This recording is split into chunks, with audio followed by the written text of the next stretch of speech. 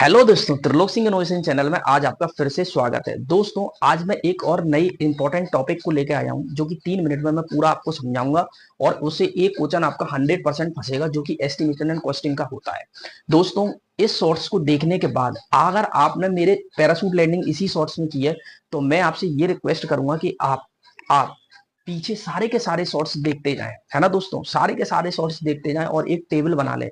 फिर आप देखना कि आपका मतलब पेपर देने में आपको कितना मजा आएगा, क्योंकि आपको सारी चीजें पहले से आती होंगी। मैंने सारे इंपॉर्टेंट चीजें जहां जहां आप बोलते हैं वहां वहां पेपर वाला पूछता है, वो मैंने सारा का सारा अपने शॉर्ट्स में डाल रखा है। तो आप इन शॉर्ट्स को तैयार करें, इनकी टेबल बनाएं और इनका बार बार रिवाइज करें और फिर पेपर देने जाएं। फिर आप देखना कितना मजा आएगा।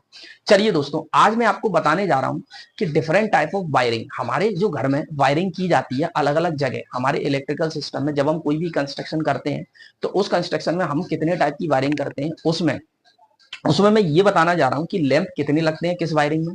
उसके बाद कितने उसमें वन वे स्विच लगते हैं और कितने उसमें टू वे स्विच लगते हैं। क्या ये बात समझ में आई? आज मैं तीन चीजों की वायरिंग में तीन चीजों के बारे में बताऊंगा कि वन वे स्विच कितने लग रहे हैं, टू वे स्विच कितने लग रहे हैं और नंबर ऑफ लैंप कहाँ किस वायरिंग में कितने लगते हैं। ये पेपर में डायरेक्ट क्वेश्चन आ जाता है। हमको पता सब है लेकिन कर कुछ नहीं पाते।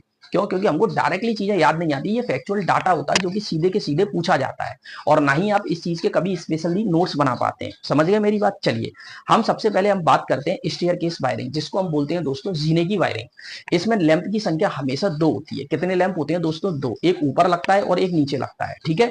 वन वे स्विच का उपयोग इसमें नहीं करते। इसमें टू वे स्विच कितने लगते हैं दोस्तों? दो टू वे स्विच का इस्तेमाल करते हैं। क्या ये बात समझ में आई?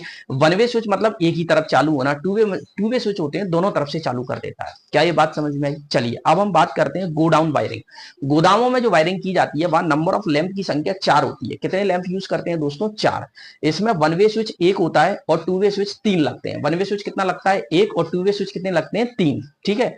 उसके बाद हम बात करते हैं जेल हॉस्टल वायरिंग। जेल और हॉस्टल की वायरिंग में लैंपों की संख्या कितनी होती है? इसमें लैंप की संख्या 4 होती है। वन वे स्विच इसमें एक लगता है और टू वे स्विच इसमें कितने लगते हैं दोस्तों? 4 लगते हैं। ठीक है। उसके बाद हम बात करते हैं सुरंग वायरिंग। सुरंग वायरिंग मतलब टनल वायरिंग। टनल वायरिंग में टोटल लैंप 4 लगते हैं। वन वे स्विच इसमें नहीं लगता।